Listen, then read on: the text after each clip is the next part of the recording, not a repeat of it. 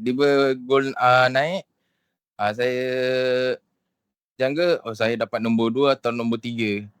Sekali dapat nombor 1. Saya nak ucapkan tahniah lah kerana menjadi pemenang pertama kali PIP Arena yang dianjurkan oleh broker Torex. So, dapat tahu pasal kontes PIP Arena ni daripada mana? Daripada iklan IG.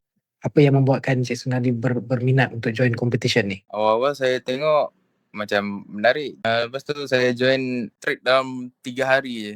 Trade pair mana tu? Pair goal. Buy ke sell? Tiba gol naik, saya jangka, saya dapat nombor 2 atau nombor 3. Sekali dapat nombor 1. Ialah pemenang pertama daripada 100 peserta. Ada tips ataupun nasihat tak kepada trader-trader di luar sana macam mana nak buat profit dalam trading? Jangan terlalu overtrade, follow trend, ikut SOP. Bagaimana feedback tentang PIP Arena? Semua okey, tak ada masalah. Alright, terima kasih.